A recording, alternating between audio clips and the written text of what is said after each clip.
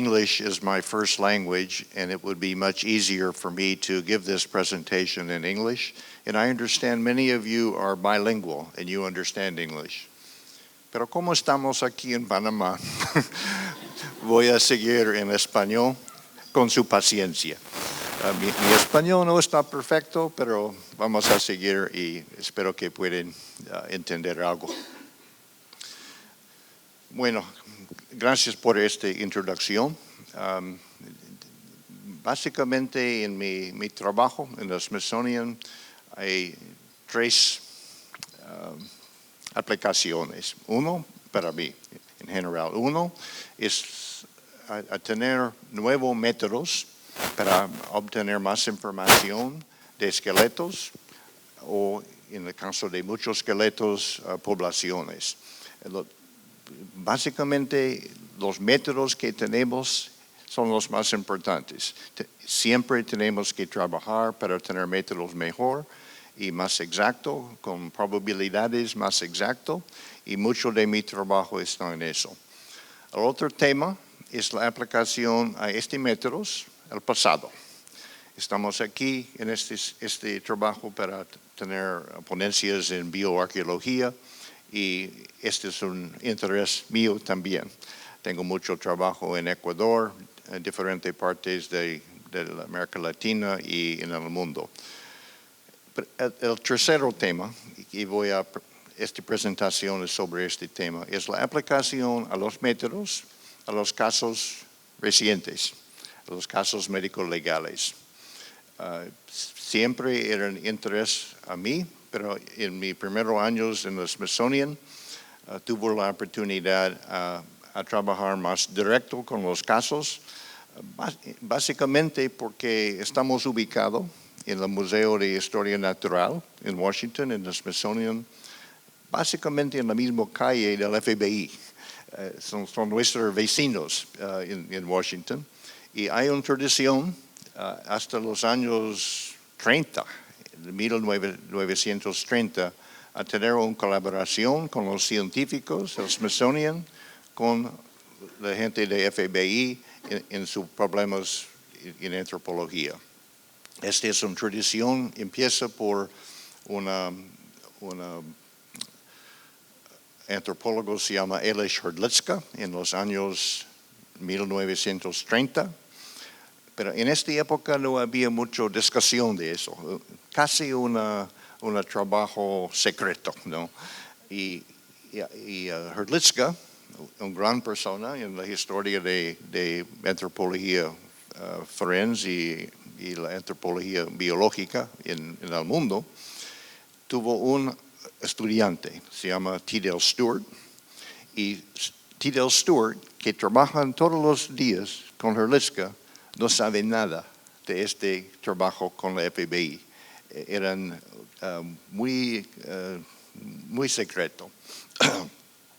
Y después, Stewart sigue en 1944, después del muerto de Hrdlicka, Stewart sigue en el Smithsonian como curador de las colecciones y investigaciones en cargo de antropología forense, y siguen con esta colaboración con el FBI. Pero con Stewart tuvo la idea que, bueno, ¿por qué es eso secreto? Eso es importante. Y ha publicado un libro y muchas publicaciones sobre las aplicaciones a antropología a este campo, a los casos médicos legales. Y por su trabajo y otros como Krugman y otros colegas de esta época, ya empieza el campo de antropología forense, con nuevas publicaciones, con nueva atención. Y después tuvimos una sección separada del American Academy of Forensic Sciences, que es una academia en los Estados Unidos muy grande, de 7,000 miembros del mundo, y hay una sección de antropología en eso. Y en la historia de antropología forense, esto es muy importante, porque por la primera vez los antropólogos tuvieron una reunión cada año muy importante, muy grande, conjunto con todas las otras ciencias forenses, para tener una discusión como eso, de los métodos, de los casos, de otra cosa.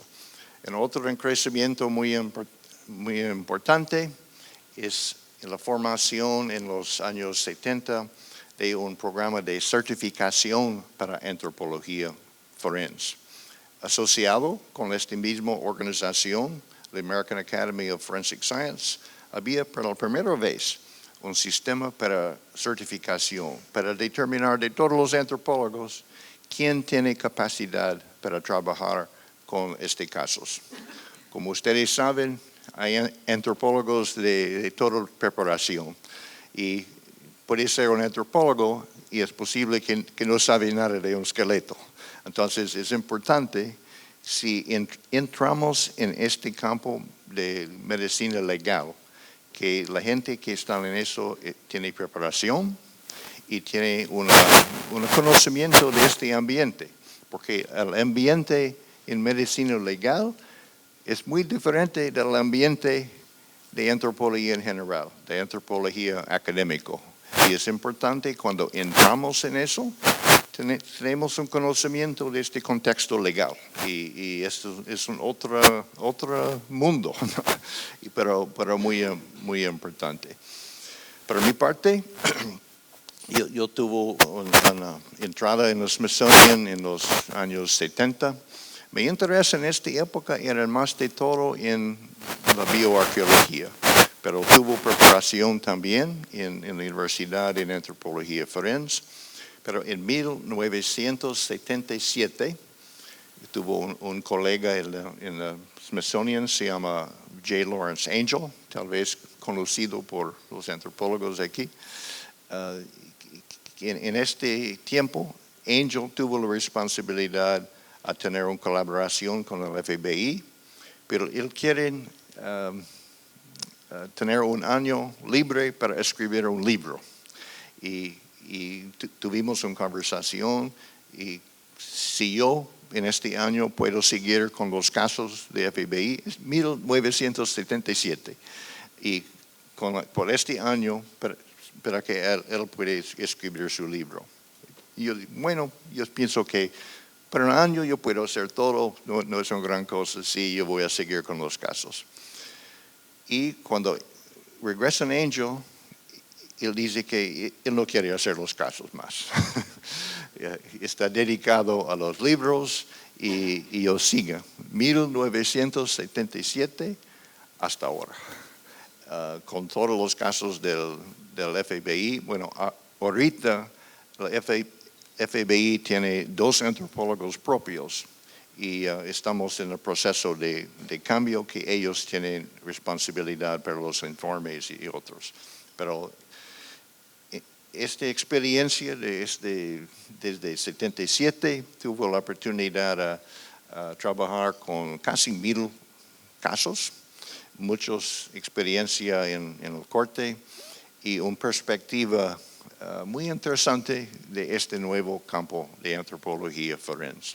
Hoy yo quiero presentar un poco de mis impresiones de este campo y dónde vamos, cómo son las nuevas investigaciones, las nuevas direcciones y en los componentes de antropología forense. Entonces, en mi tiempo, yo voy a dedicar esta hora a antropología forense y mis pensamientos de los nuevos investigaciones, las nuevas direcciones, el nuevo trabajo que estamos haciendo. Bueno, pensamos de antropología forense como un campo de antropología y un campo de las ciencias forenses. En la realidad, antropología forense tiene componentes muy diferentes. Estamos aquí, algunos de los principales: recuperación, determinación si está humano o no, determinación de edad a la muerte, el sexo de la persona, ascendencia o raza, estatura, estimación de la data de muerte, identificación y pruebas de un crimen. Cada uno de estos componentes tiene su historia académica propia y los métodos propios también.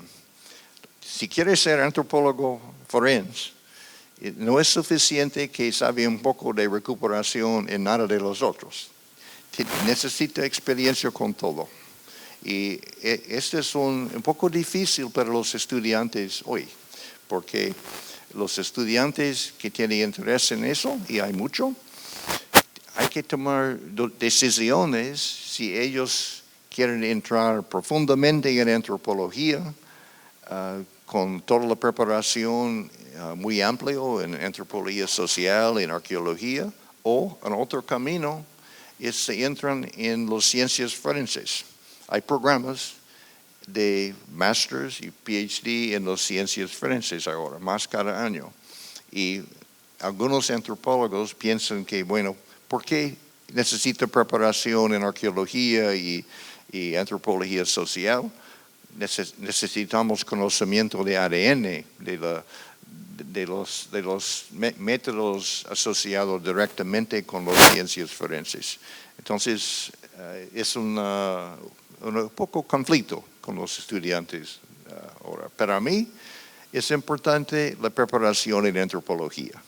Yo creo que si quieres ser un antropólogo forense, es esta perspectiva muy amplia de antropología social, especialmente la arqueología y todas las experiencias que tienen con este trabajo que son únicos a antropología. Y es porque estamos importantes en el proceso de investigación médico-legal.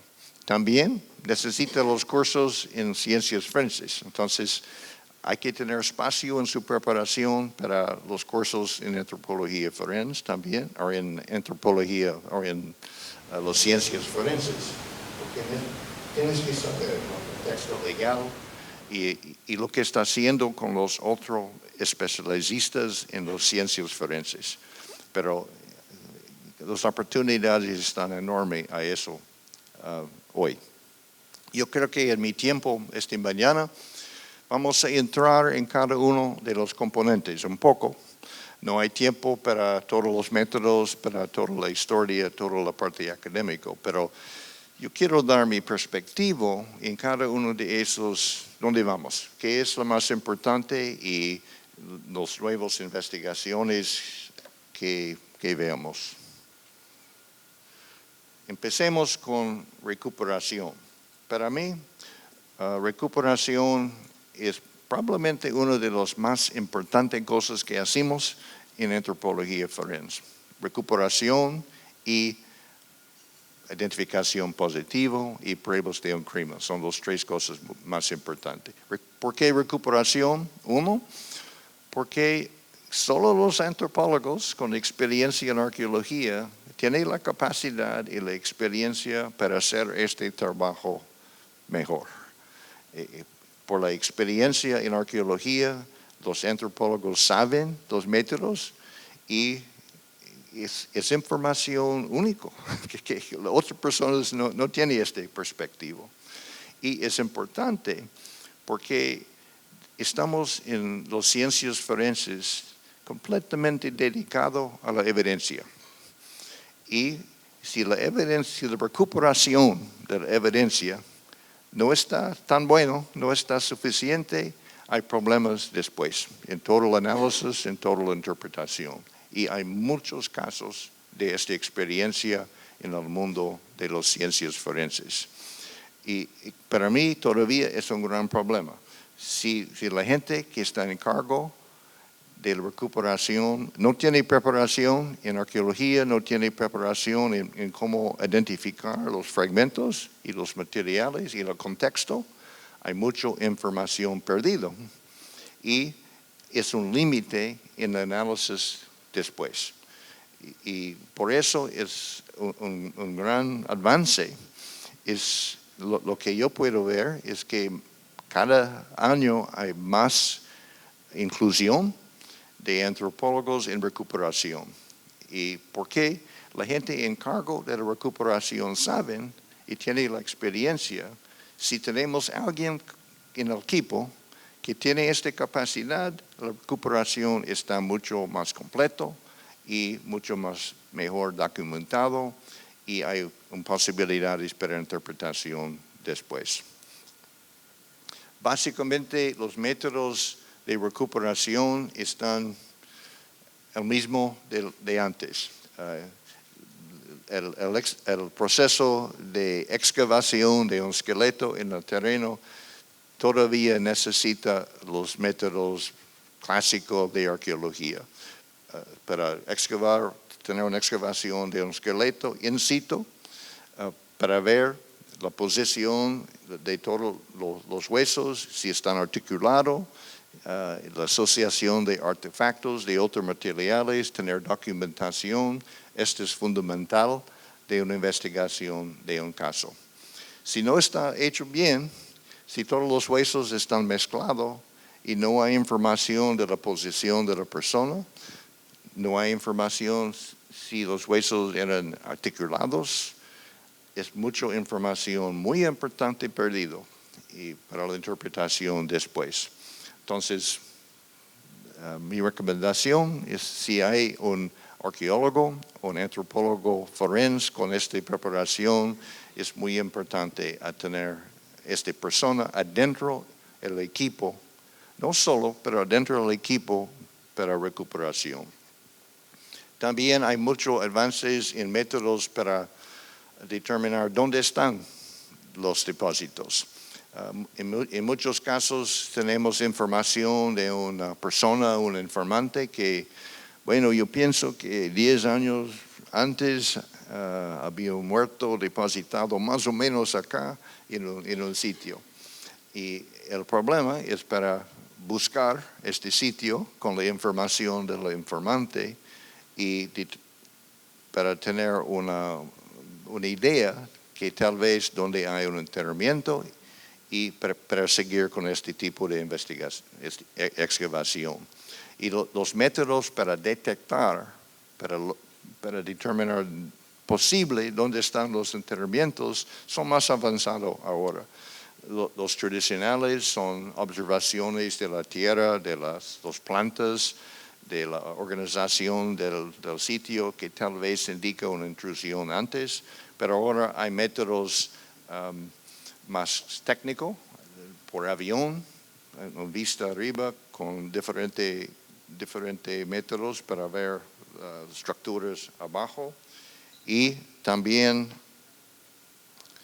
métodos aquí como se llama ground penetrating radar en inglés, que está usando mucho más ahora para detectar la posibilidad que hay enterramientos en este sitio.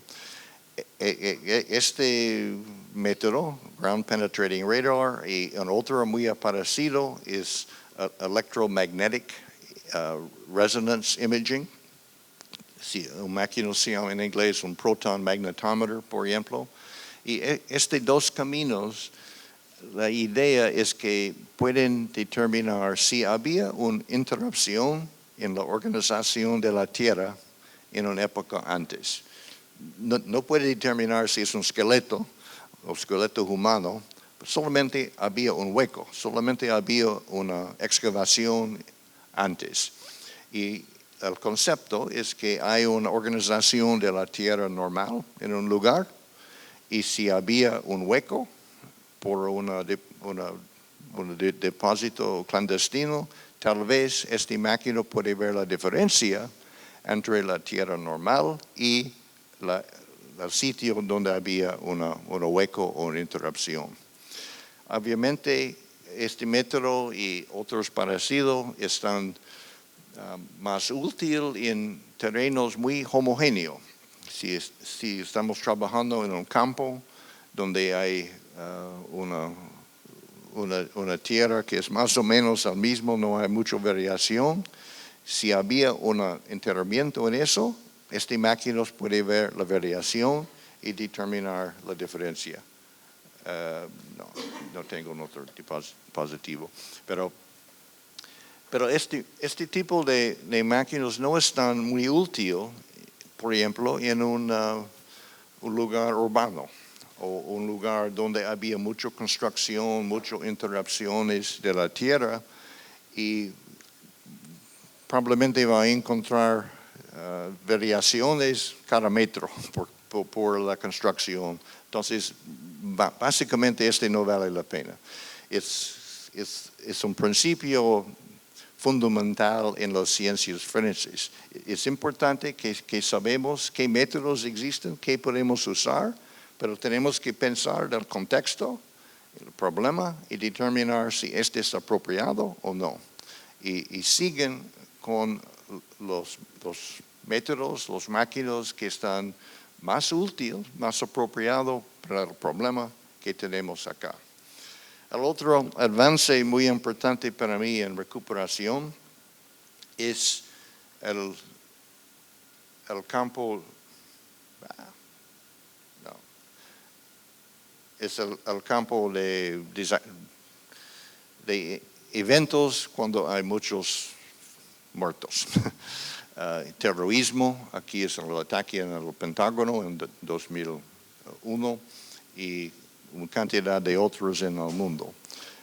Y es muy importante en casos así, cuando hay muertos, normalmente hay fuego, hay personas muertos que están alterados por el fuego, y también todos los materiales de construcción.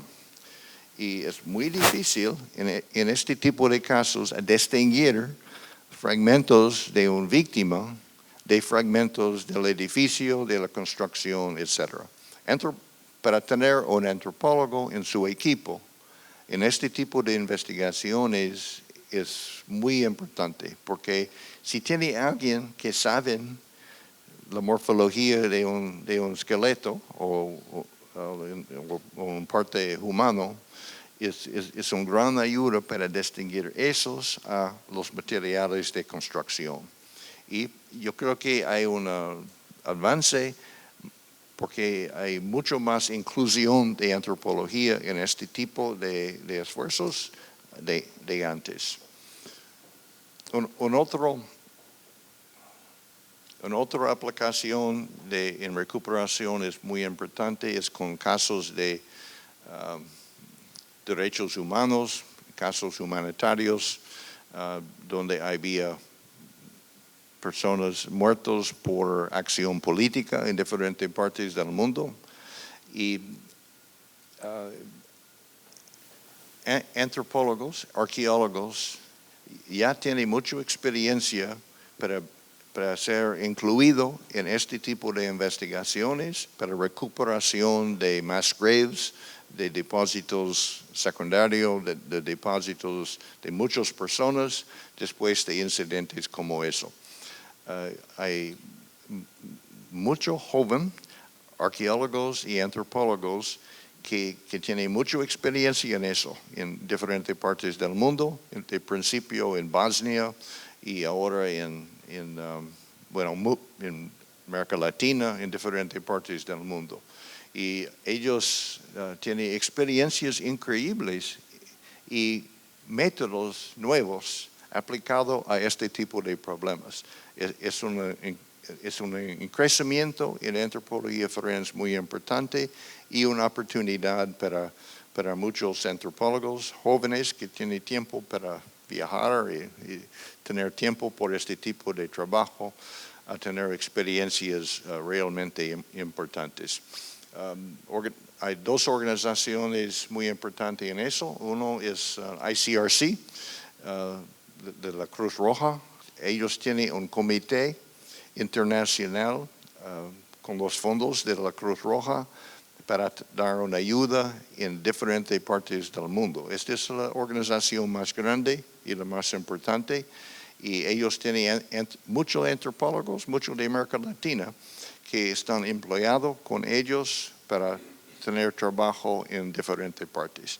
Y ellos están haciendo trabajo muy importante. En otro se llama ICMP, the International Commission of Missing Persons en inglés, con su experiencia de principio en la former Yugoslavia, en Bosnia, en esta parte del mundo. ellos están usando antropología, arqueología para recuperación y las identificaciones están hechas por ADN. Pero tiene identificaciones en gran cantidades en esta parte del mundo. Realmente es impresionante el trabajo que ellos hacen, pero fundamental de eso es la antropología, es los arqueólogos que están empleados para buscar los sitios y tener una recuperación bastante completa. Hay otros en América Latina, el equipo argentino, grupo en Guatemala, hay grupos en Perú, hay una cantidad de otros. Un pequeño noticia mío es que en este sentido, un nuevo programa que tenemos con la American Academy of Forensic Sciences se llama en inglés Humanitarian and Human Rights Resource Center.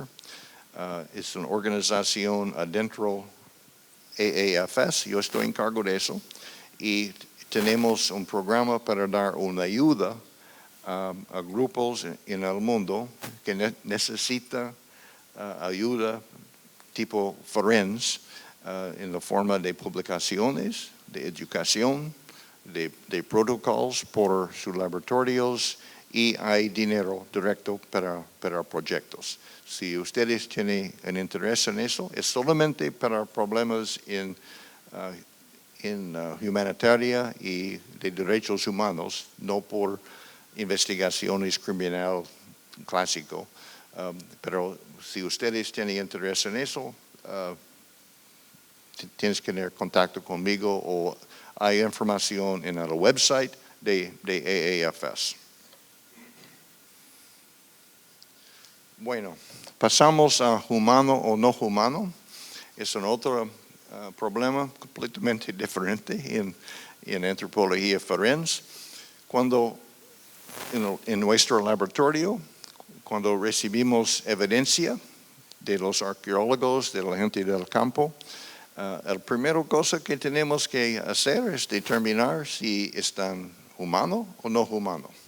Importante porque un gran porcentaje de casos, en mi experiencia, que vienen a mi laboratorio para identificación, no están humanos.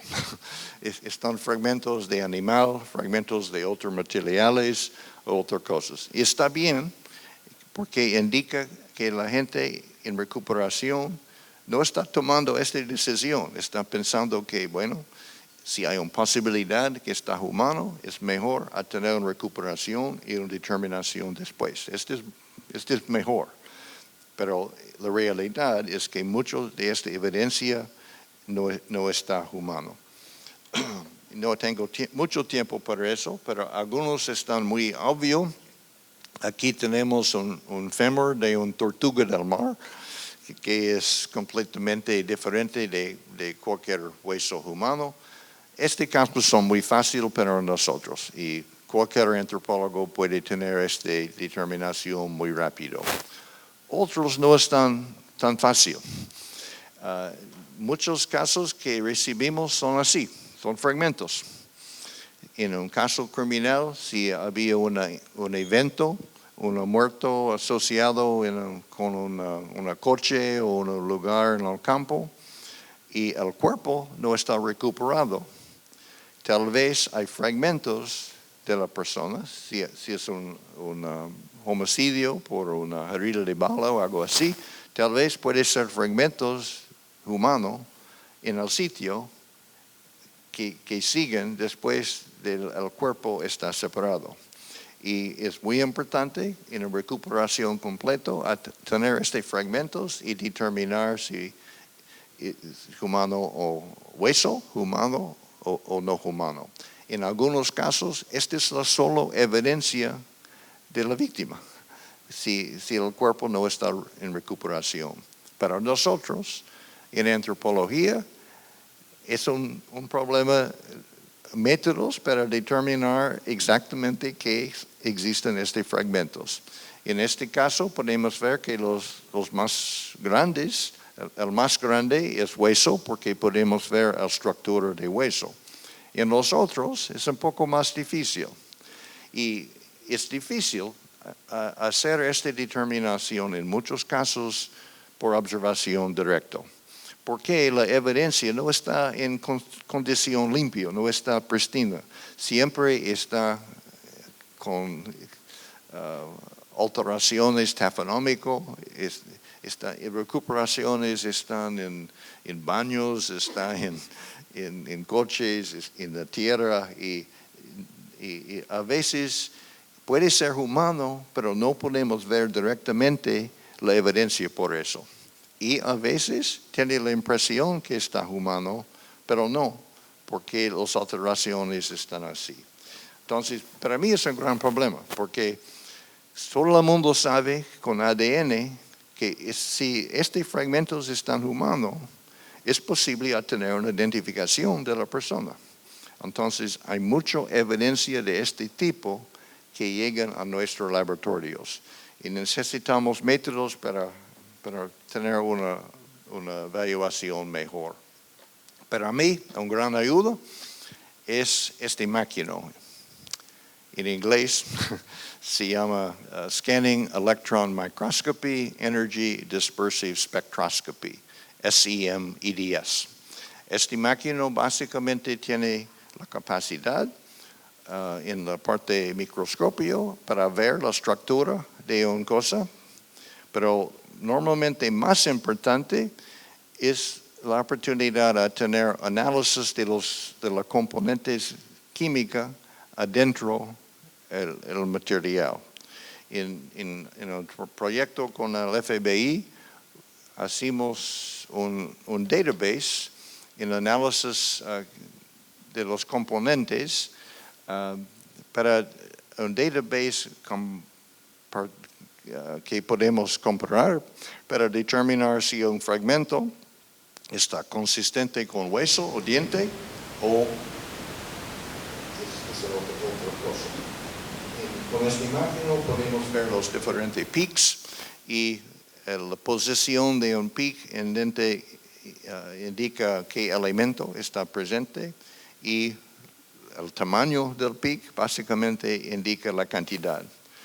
Hueso y diente está cal y fósforo, básicamente con un poco otras cosas. Y esta determinación puede separar hueso y diente por la mayoría de otros materiales que encontramos en sitios. Es muy importante. Con un pequeño fragmento podemos determinar si este puede ser hueso o diente o no. Y este es una gran ayuda. No tiene la capacidad de determinar si está animal o humano, porque todos los animales, incluyendo nosotros, tenemos básicamente la misma cantidad de cal y fósforos en la estructura de hueso. Pero el primer problema es para determinar si está diente o hueso. Si está diente o hueso, podemos seguir con un otro método. Bueno, también hay en la parte de microscopio, a veces podemos ver estructura. En este caso, podemos ver la estructura de ostiones que indica a nivel histológico que está hueso. Aquí son los peaks en este estudio comparativo. Es una publicación que hizo hace muchos años, pero con el FBI tuvimos un análisis de un database de todos los materiales que ellos tienen en su análisis clásico. Y por mi parte, yo tuve muestras de esqueleto y dientes de todas las diferentes variaciones que yo puedo imaginar. Recientes, antiguos, con fuego, con mucho tafonomía, con bien preservación, etc. Y en este caso podemos separar casi todo, a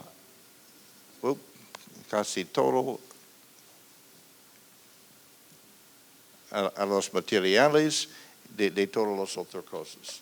Interesante, había en la base de datos de FBI, había un análisis de una pasta de diente, se llama Colgate, muy parecido de hueso y diente. No sé qué ingredientes están en este pasta de diente, pero tiene mucho cal y fósforo, está muy parecido a hueso. Un otro camino en eso es para determinar la estructura histológica de hueso. Aquí es una slide de hueso de animal. En una organización de huesos se llama plexiform bone.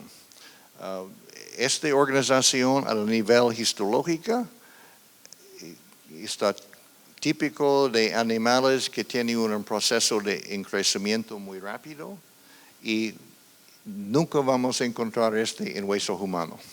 Entonces, si hacemos un slide de histología, encontramos esta organización, este plexiform bone, sabemos que no está humano. Probablemente una vaca, un caballo, cosas así, un animal que tiene un muy rápido proceso de crecimiento.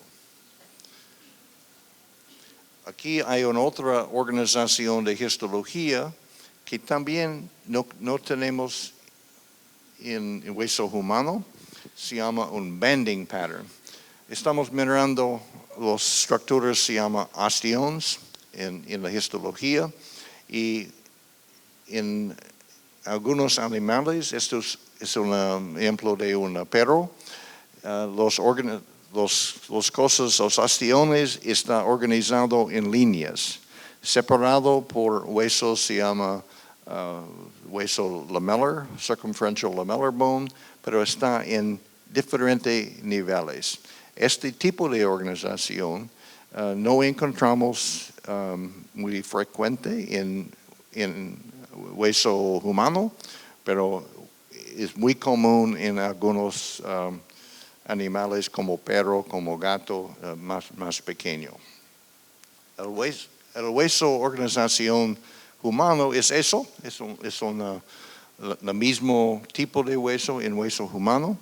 Podemos ver las mismas estructuras, osteones y circumferential lamellar bone, pero la organización está mucho más variación. Y esta es la organización humana. El problema es que esta organización no está solamente humano. Todos los primates tienen la misma organización y podemos encontrar en algunos otros animales también. Entonces,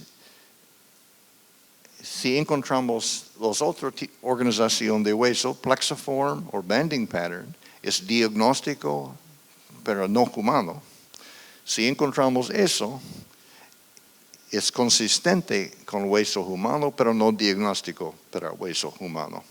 Entonces, es un problema. Si tenemos un pequeño fragmento, y yo tengo bastante experiencia con eso, es la sola evidencia de posible de esta persona, de una víctima, ¿qué vamos a hacer?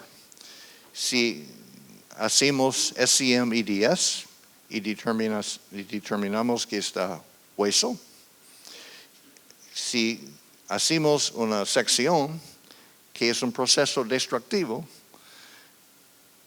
tal vez podemos determinar que no está humano, pero no podemos confirmar que está humano si encontramos la organización humana. Entonces, y no hay más hueso. Entonces, son las decisiones que tienes que tomar en el proceso de análisis. Y nunca, en mi experiencia, cuando tenemos una conversación con los médicos, con los abogados, la pregunta es, bueno, ¿por qué vamos a destruir este fragmento para determinar posible que no está humano, pero no podemos tener la prueba que está humano? Y la decisión siempre es, no, no queremos hacer eso. El otro método, y yo tengo una publicación de eso que me gusta mucho, se llama en inglés Solid Phase Double Antibody Radioimmunoassay. Es un método, no es mío, un método de otras personas que trabajan en biología, usando para tener la reacción anticuerpo, que son específico a diferentes animales, diferentes especies, y está usando por ellos antes para ver las relaciones en evolución de diferentes tipos de animales. Pero es un método muy bueno para nosotros, porque con un pequeño pedazo de este fragmento, con este método podemos determinar si está humano, y si no está humano, podemos determinar qué animal. Y todavía tenemos suficiente material para análisis de ADN, por si acaso que está humano. Entonces, para mí, este es un método mejor para seguir con este tipo de problema. Muy complicado este método, no tengo tiempo para ir muy profundamente en eso, pero básicamente es un método de 2 etapas. Primero, tenemos que tener una muestra de proteína de la muestra, muy pequeño, y tenemos contacto con esta proteína con anticuerpos producidos en el laboratorio en conejos, con el proceso en el laboratorio a tener una inyección de proteína humana, proteína vaca, proteína elefante, diferentes animales en los conejos, y los conejos tienen una reacción específica anticuerpo a la especies de la inyección. Y entonces, con contacto con nuestro caso, la proteína en nuestro caso, y los anticuerpos de todos los diferentes conejos, la reacción más fuerte es la especies de la caso. El problema es que en la primera etapa no hay un método para medir la reacción. En la segunda etapa, una vez que tiene las reacciones de principio, hay que seguir con la segunda etapa a tener básicamente anticuerpos formados en burros con inyección de conejo. Y los burros tienen una reacción anticuerpo a conejo, y en esta segunda etapa hay una material radioactiva para medir la cantidad de reacción. Entonces, de la primera etapa, de todos los experimentos, hay que tener contacto con este segundo anticuerpo de conejo y podemos medir la reacción porque es radioactivo. Y con esto, como puede ver aquí, tenemos números, y el número más grande indica qué animal tenemos. Muy lindo este proceso, es complicado, pero en fin, sabemos si está animal o humano, y si no, podemos determinar más o menos qué especies, que está más cerca de los diferentes animales en el experimento. Ok, pasamos a sexo, edad, a la muerte y estatura. Bueno, hay muchos métodos, no hay tiempo para entrar en los métodos específicos mucho. Para mí, los avances más importantes en estos 3 componentes de antropología forense, uno es el nuevo conocimiento de la variación global en los datos. Si vamos a los textos de los años 70 o 80, hay métodos bien escritos, algunos míos, y indica que si quiere calcular edad, aquí hay una fórmula, observaciones de datos, y puede tener una estimación de edad. Bueno, muchos de estos métodos están después de proyectos, experimentos con esqueletos documentados en colecciones clásicas. Tenemos en el Smithsonian una colección de 1,700 personas del lugar de St. Louis, Missouri, en la mitad de los Estados Unidos, formado en los años 1940-50, y documentados. Es una colección de personas, sabemos edad, sexo, ascendencia, toda la información. Muy importante esta colección y otros que están apareciendo, y ellos todavía están usando mucho para este tipo de estudios. Si vamos a los métodos en esta época, la mayoría están formados por esta colección nuestra o otros. El problema de eso, que sabemos ahora, es que hay variación humana. No podemos suponer que si tiene un caso aquí en Panamá, que el método producido por el análisis de una muestra en la parte central de Estados Unidos va a tener el mismo error, el mismo impacto de su población aquí. Y es la misma en diferentes partes del mundo. Poco a poco sabemos la importancia de esta variación y por eso hay una formación de nuevas colecciones en diferentes partes del mundo. Y por investigaciones tenemos fórmulas, tenemos nuevos métodos apropiados por el país, el sector del mundo de la aplicación. Este es un avance enorme y muy importante. Pero la base de eso es el conocimiento que hay una variación global y tenemos que pensar en eso y cuando es posible tener colecciones de diferentes partes del mundo y métodos con la base de estas colecciones apropiados por su población. No hay métodos en todas partes del mundo. Entonces, si tienes su caso, tienes que pensar, en mi caso, en mi población aquí, ¿qué método es más apropiado por eso? Y si no hay uno aquí en Panamá, en la ciudad, por esta población aquí, puede pensar de otros que son lo más parecido a su problema, su población aquí. Y obviamente hay diferencias en nivel socioeconómico y variación adentro un lugar también. Y tenemos que pensar en eso. Y este produce métodos específicos para la población. El otro avance en sexo, edad, la muerte y estatura es un conocimiento un poco mejor de las probabilidades. Este es muy importante ahora. Había mucha atención en eso en las ciencias forenses mundial. ¿Qué es la probabilidad? Cuando tenemos un producto de nuestro análisis, de nuestra calculación, ¿qué error? ¿Qué es la probabilidad? ¿Qué es la verdad? Y es importante tener métodos que presentan un rango o un conocimiento del error, de la probabilidad que está incluido.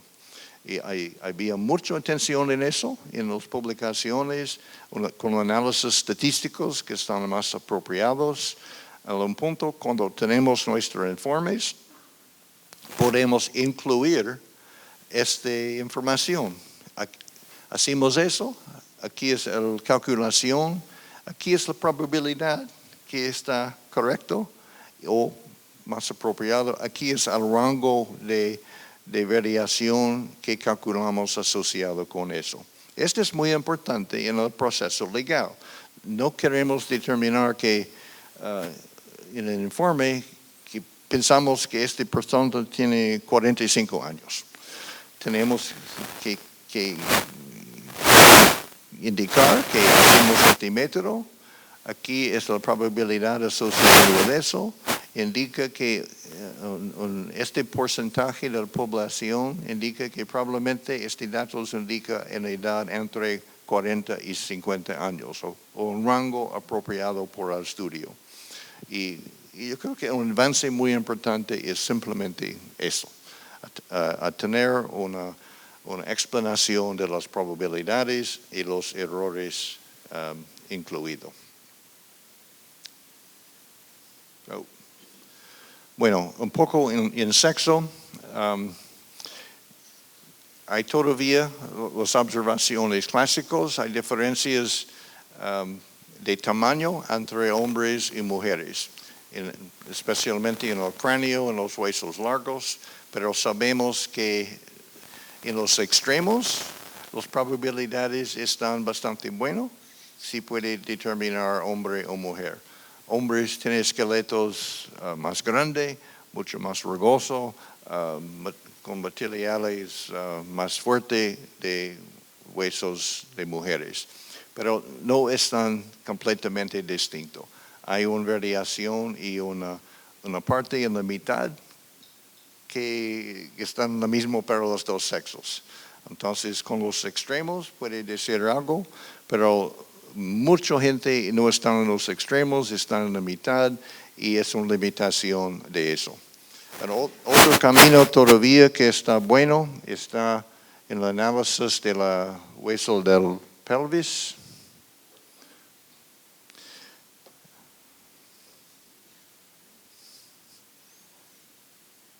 ¿Qué pasa?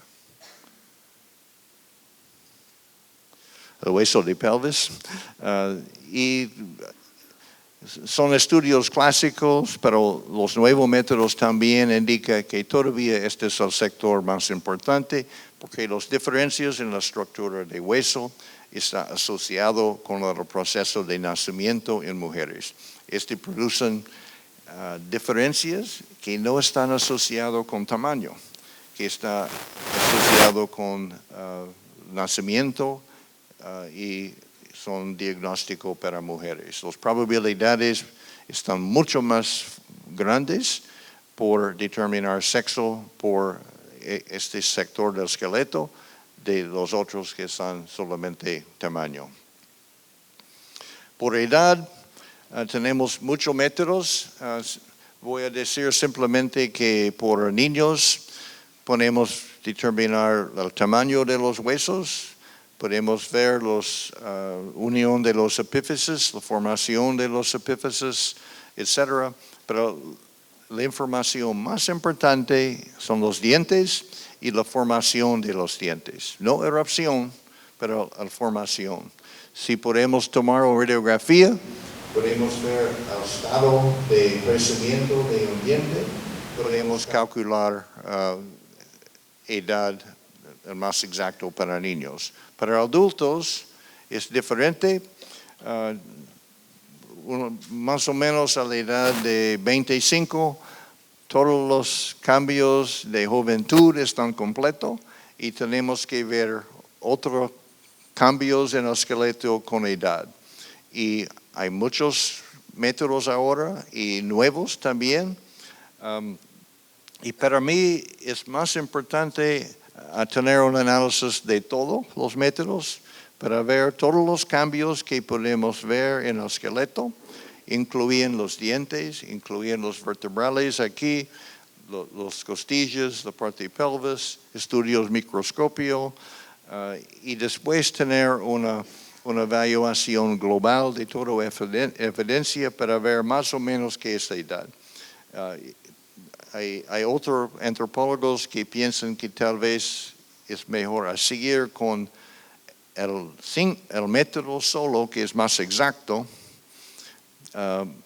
pero para mí no me gusta eso, porque yo creo que cualquier método puede tener su error, y si tiene una visión comprensiva de un esqueleto, puede tener una determinación de edad más exacta. Algunas de las cosas importantes, aquí podemos ver los vertebrales, la formación de osteofitos, yo creo. Y no hay muchos datos de esos publicados, pero para mí es muy importante. Si yo tengo un esqueleto en adulto, la primera observación mío es si hay formación de osteofitos.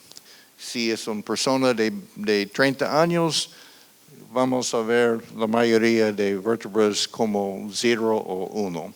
Si es una persona que está un poco avanzado, más de 60 años, más de 70, la mayoría de los vértebras están como 3 o 4. Entonces, este no es un método exacto, pero indica dónde estamos en el rango de edades y podemos seguir con otros métodos que son más apropiados por estas edades. Hay muchos otros métodos, no hay tiempo para todo. Otro importante es los cambios con los costillas, la parte external, adelante. Hay cambios con la parte external con edad, que son bien estudio. Sabemos la metamorfosis de esta superficie y siguen, no sé cuánto que tengo aquí, pero en un joven están como los primeros acá. Con tiempo hay más extensiones y otros cambios en el costillo que podemos ver. El problema con este método es uno de los más exactos que tenemos, pero los costillas están muy adelante en un cuerpo y son muy frágiles. Y en muchos casos no hay preservación. Está destruido o está comprometido. Esto es especialmente después de un fuego. La parte de aquí es en la superficie y son los primeros para tener destrucción. Y entonces muchas veces no tenemos esta evidencia y es una limitación.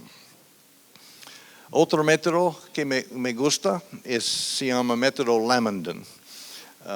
Está producido por el estudio francés con dientes. Si usamos solamente el diente anterior con solamente una raíz, este estudio francés, el método tiene dos observaciones. Uno se llama translucidez de la raíz. Como podemos ver aquí, con edad empieza el punto de la raíz y siguen hasta la corona. Poco a poco hay una formación de una translucidez de la raíz. Empieza más o menos a los 25 años y hay una progresión más o menos regular después. Otra variante, otra observación es el ligamento periodontal, donde está ubicado en la raíz. En jóvenes está obviamente muy cerca de la corona. Con la edad hay una descendencia de este punto hasta en algunas veces no hay suficientes ligamentos y el diente está saliendo. Pero básicamente la translucidez está en la dirección el punto hasta la corona y el periodontosis es el otro, es siguiendo la corona hasta la raíz. En el estudio francés, con dientes de personas de edad conocido, el método tuvo mucha atención porque empieza al 25 y está mejor con personas con edades avanzadas. Con casi todos los otros métodos es al revés.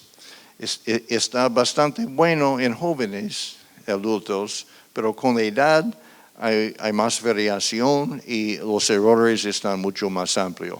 Ese es el problema con los costillas, la parte pubis, la parte auricular y otros. Pero con este método es al revés. Es un método apropiado para personas con edades avanzadas. Bueno, pensamos que interesante en este estudio francés había esta asociación, pero uno de los variables es periodontosis. Y sabemos que periodontosis es afectado por cosas culturales, ¿no? Pasta de diente, de dental floss, de otras cosas. Y pensamos que, bueno, tal vez en esta población francesa bien, pero en otras poblaciones seguramente vamos a encontrar variación.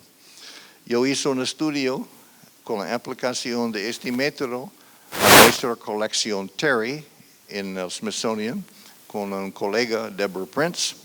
Pensamos que vamos a encontrar un error mucho más grande. Había un error de solamente 7 años con este método. Y básicamente encontramos el mismo error con la colección de Terry, la colección de la parte mitad de los Estados Unidos. Tuvimos un otro estudio en Perú, con un colega en Perú, y encontramos casi lo mismo. Ahora hay fórmulas por las diferentes colecciones, pero el error es más o menos lo mismo. Entonces, tenemos un método aquí que podemos usar para personas de edades avanzadas, que es una gran ayuda con muchos casos. La limitación de eso es que hay un efecto taxonómico en eso. Tuvimos un estudio en Londres, fuimos a una colección se llama Spitalfields en Christchurch, muy antiguo, pero con edades conocidas, y con esta población con muchos problemas taxonómicos, había un error mucho más grande en este método. Entonces, si tiene su caso forense, que está reciente, si está en bien condición, es un método perfecto. En muchos de nuestros casos en antropología, cuando hay muchos problemas de taxonomía, hay que tener cuidado por el impacto de la tierra y otras cosas. ¿Cómo estamos? ¿Bien todavía? Ok, vamos a seguir. Estatura. Los avances, bueno, en estatura hay básicamente dos caminos. Uno, el clásico, que es más popular, son fórmulas de regresión.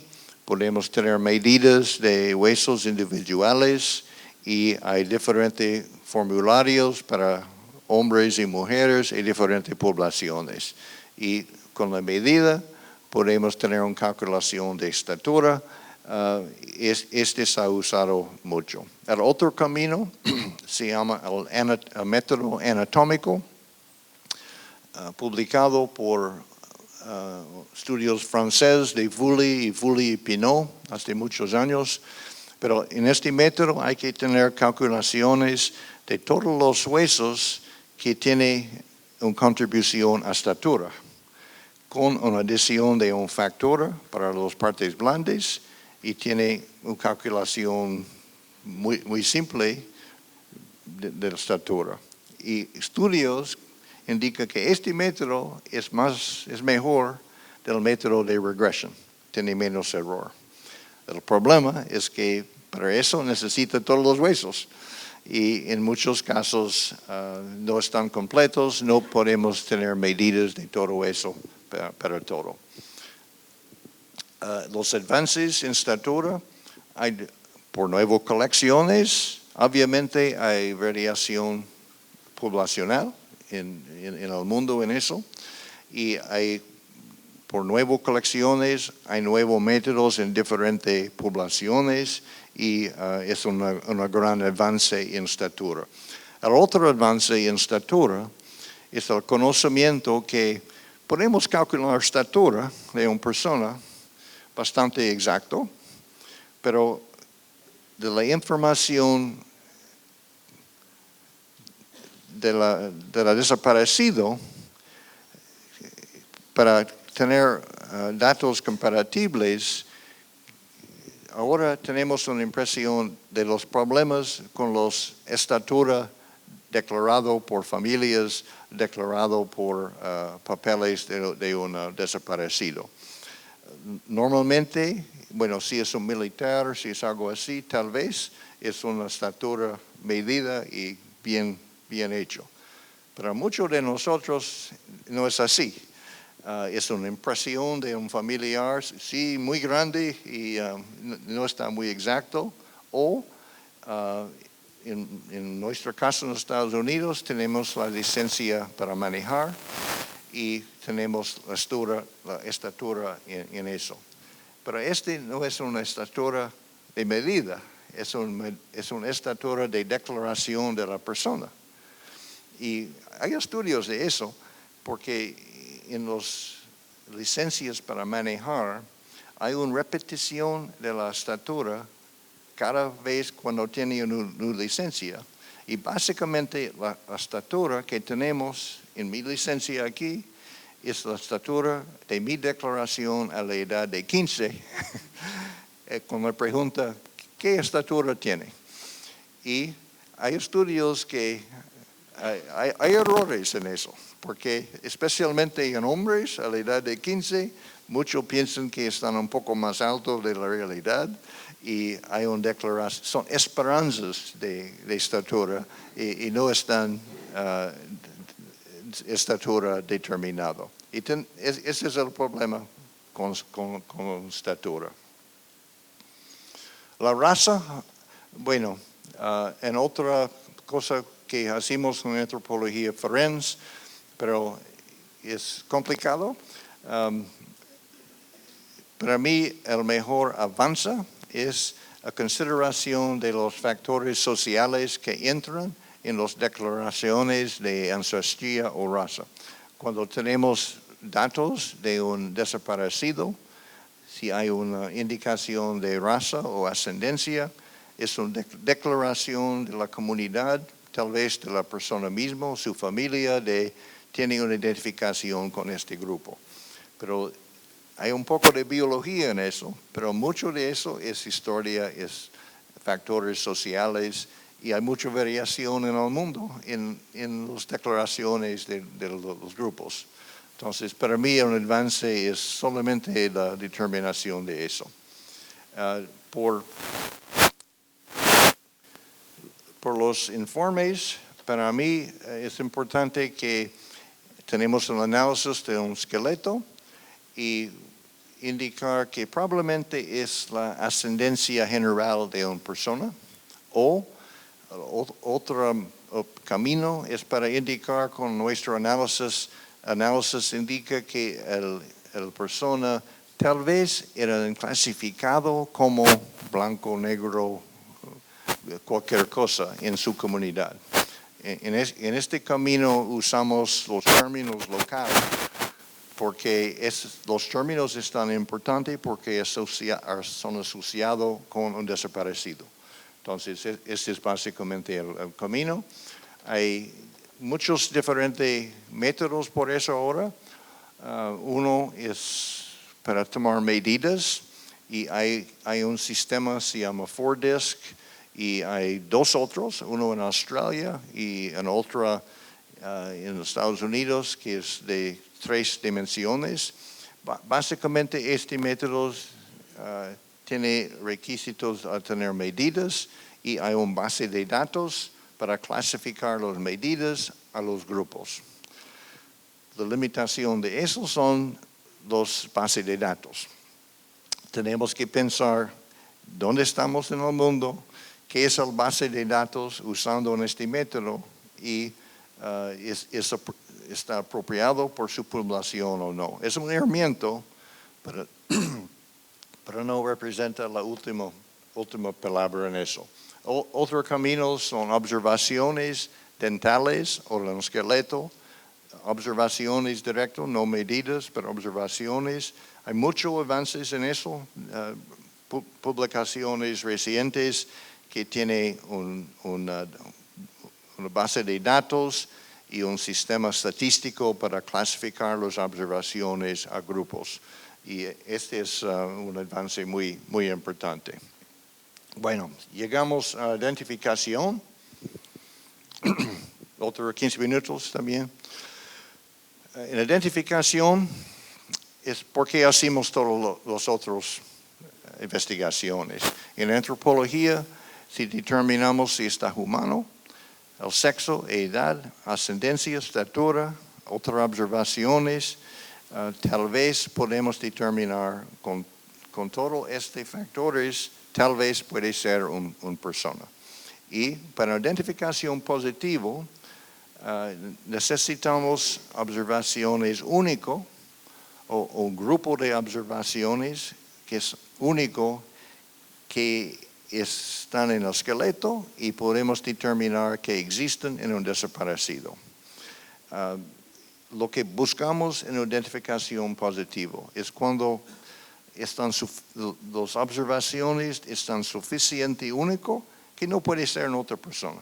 Este es el poder de ADN, porque con la ADN nuclear, tenemos las probabilidades muy altas que está la persona. En nuestro mundo de antropología forense, normalmente los datos están de radiografías.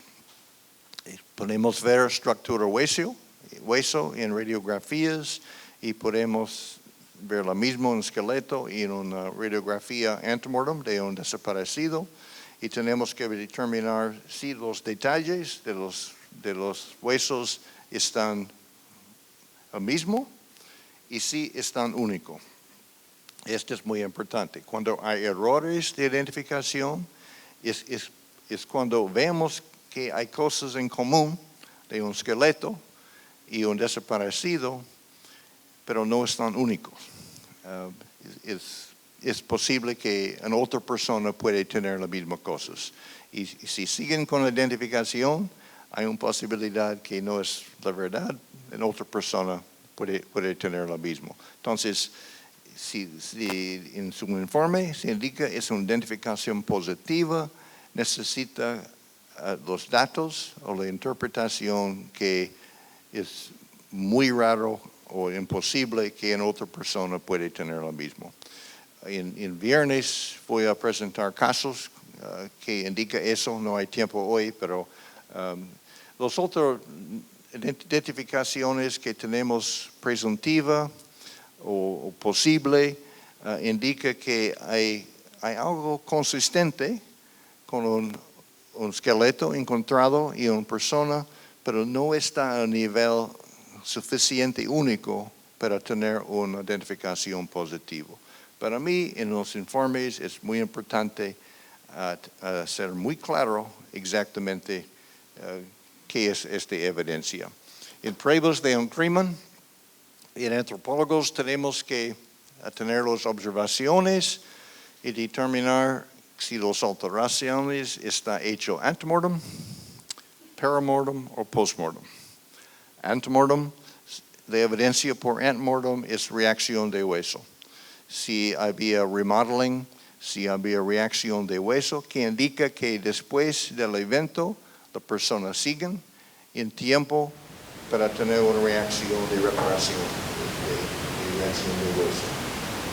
Hay estudios muy interesantes del tiempo para tener esta reacción. Reacciones clásicas necesita 2 semanas, 3 semanas. Pero en estudios de histología es posible en algunos días ver los primeros cambios que indican que la persona sigue.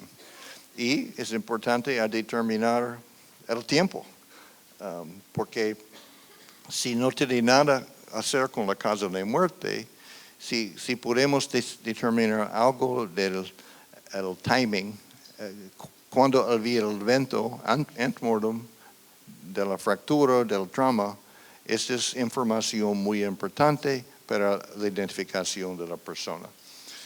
Usamos este término perimortem en antropología forense, que es básicamente más o menos el tiempo de muerte. Es porque nosotros como antropólogos, uno no tiene la responsabilidad para determinar la causa de muerte, y otro es que nuestra evidencia no es de una manera que podemos hacer esta determinación muy exacta. Podemos ver que tal vez puede ser un poco antes de la muerte, no había tiempo para reacción de hueso, o un poco después, cuando no es obvio que es postmortem. Postmortem indica que hay evidencia muy clara que la alteración está hecha después de la muerte de la persona. Y normalmente este tipo de evidencias son efectos de animales, efectos del sol, de la tierra. Y también hay mucho estudio sobre la reacción de hueso mismo. La diferencia entre hueso fresco y hueso seco. Cuando un hueso fresco tiene mucho líquido, parte orgánico todavía, tiene una reacción a trauma diferente de un hueso seco. Hay diferencias en los bordes, diferencia en el tipo de fractura, etc. Y hay experimentos que indican que un hueso puede tener una condición más o menos fresca 20 días, 3 semanas después de muerte en algunas situaciones. Básicamente es la conservación de líquido, la conservación de agua adentro del hueso, y hay mucha variación en eso. En interpretación de trauma, una dirección que yo veo es interpretaciones que están en uso los principios biomecánicos. Yo creo que la dirección es menos por una clasificación del trauma, como COLIS, como otras clasificaciones tradicionales del trauma, que están interpretivo, y más en la explanación de la failure of the bone, de los stresses, tensión y compresión, y los principios que podemos usar para interpretar casi cualquier trauma en un esqueleto. Es más en el proceso y la reacción y menos en la clasificación del producto. Ok, tiempo desde la muerte. 5 minutos. Ok, muy rápido. Yo pienso que tuvo demasiado tiempo, pero no es la verdad. Tiempo desde la muerte. Es una determinación muy difícil para nosotros. ¿Por qué? Muy rápido. Sabemos que si un muerto está pocos tiempos después de muerte, las interpretaciones de los patólogos están en el campo de patología. Ellos tienen los métodos para clasificar. Un poco más vienen los entomólogos que tienen la capacidad de estudiar los insectos y tener interpretación. Pero la mayoría de nuestros esqueletos están fuera de eso, no hay las partes blandas, y es muy difícil tener interpretación.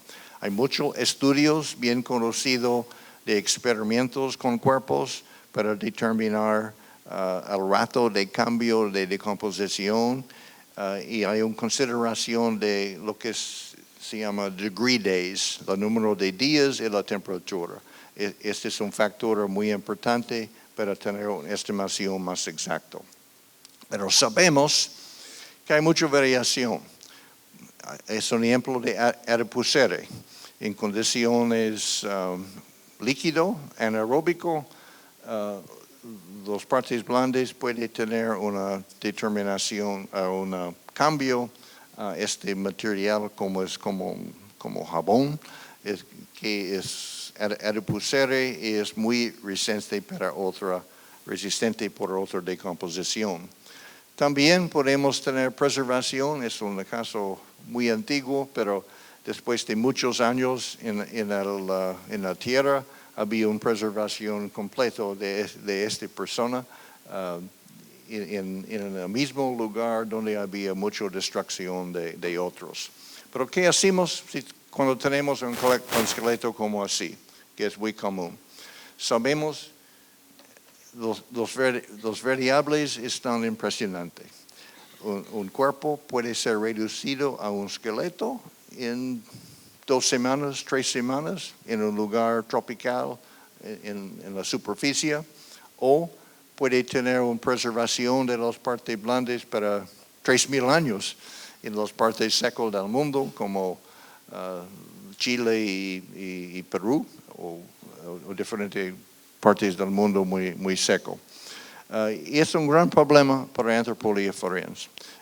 En mis informes hace muchos años,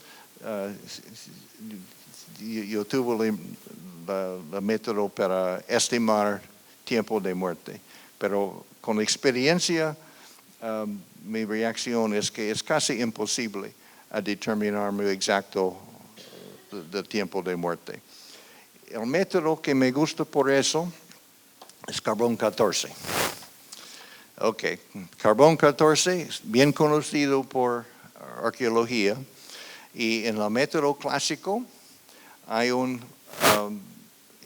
el principio de carbón 14 es que, bueno, carbón 14 está producido en la atmósfera,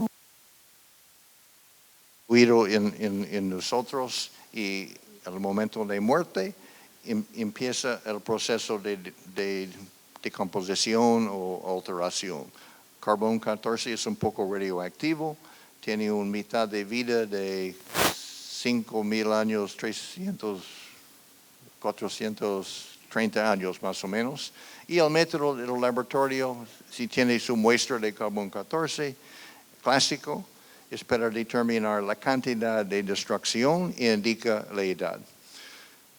Cuando los laboratorios tienen su cálculo, como ustedes saben, es muy clásico, el tiempo antes indica el número de años antes del presente. El presente no está 2017, es 1950. ¿Por qué? Dos razones. En 1950 los laboratorios tuvieron un acuerdo, vamos a hacer nuestra datación desde esta fecha y todo es tan comparable. La segunda razón es que después de 1950 empiezan los experimentos termonucleares en la atmósfera y la cantidad de carbón 14 había cambiado impresionantemente. Aquí es una medida de la cantidad de carbón 14 en la atmósfera, constante más o menos hasta 1950, pero después había un crecimiento increíble hasta 1973, cuando había los acuerdos internacionales a terminar este tipo de experimentación, y después está bajando, pero todavía no está al mismo nivel ahora de antes de 1950. Todos nosotros aquí tenemos niveles de carbón 14 más alto de cualquier esqueleto antes de 1950. ¿Por qué es importante a nosotros en Antropología Forense? Si tenemos nuestro esqueleto, tenemos el análisis de carbón 14 y indica que está moderna. Este indica que la persona era vivo después de 1950. Es una noticia muy importante por nosotros. Yo tengo publicaciones en eso y el segundo pregunto, si está moderna, ¿dónde está en la curva? ¿Cómo podemos determinar la edad más exacta?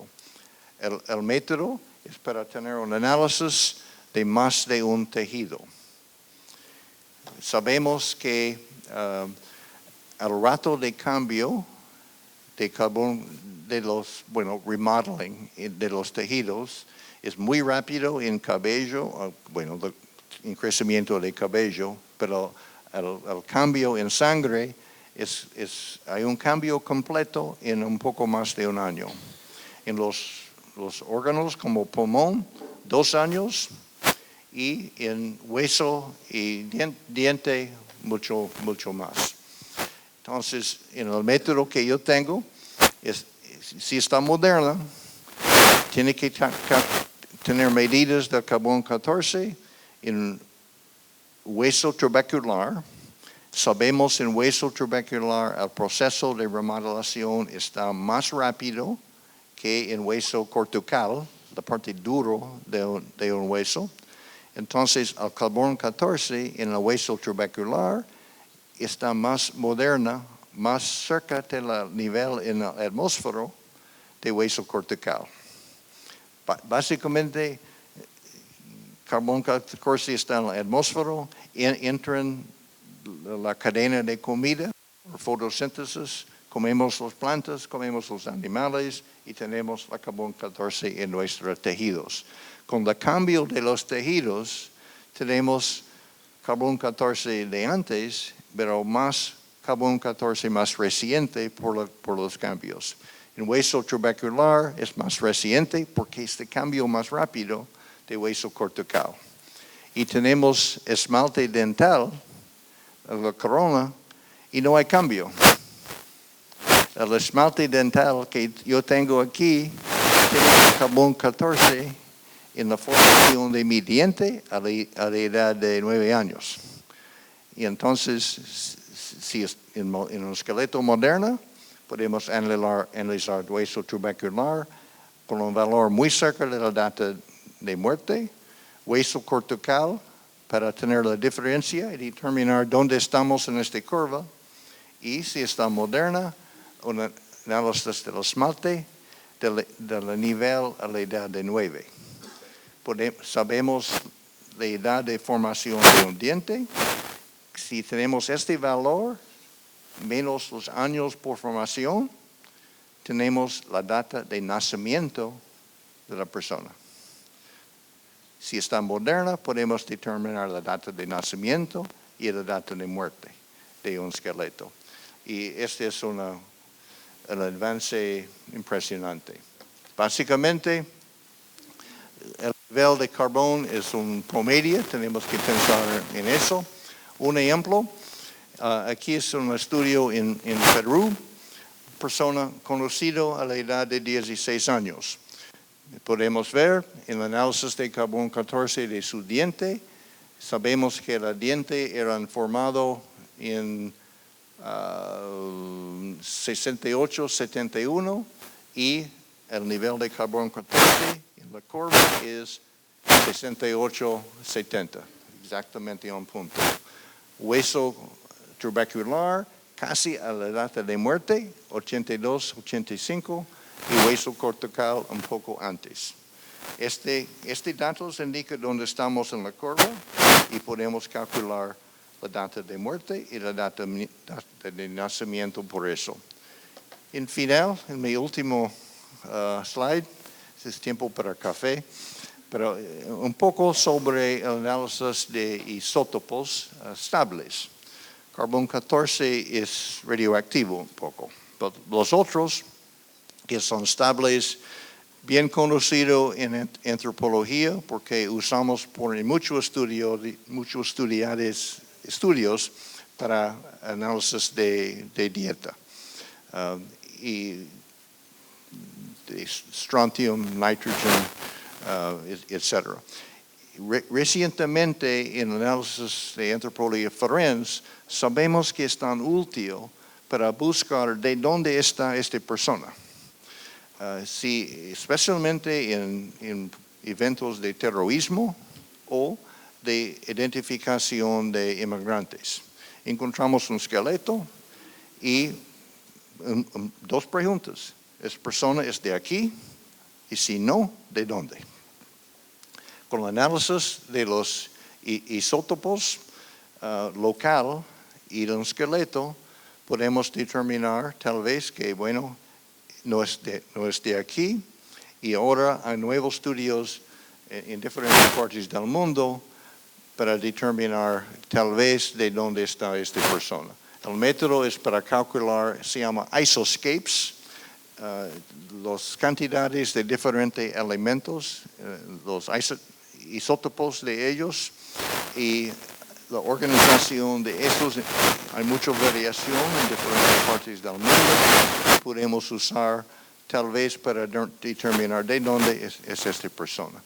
Este es muy nuevo. Hay muchas investigaciones ahora en diferentes partes del mundo para construir isoscapes para ayudar al proceso de identificación. Tiempo para café. Gracias por su atención.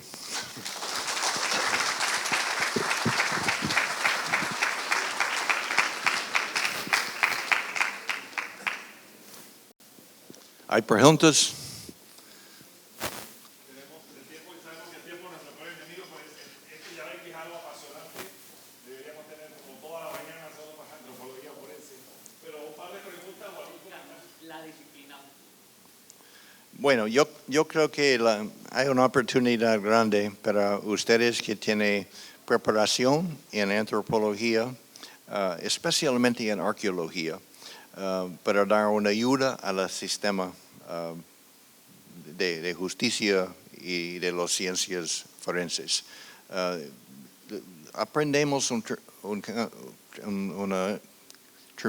cantidad increíble de información con la experiencia de antropología en bioarqueología, de patología y especialmente de los procesos tafonómicos que afectan al esqueleto. Muchos de los casos que vemos en antropología forense está afectado por los ambientes y es importante que tiene la experiencia con los restos antiguos para tener un conocimiento para interpretar qué son los factores que afectan los huesos.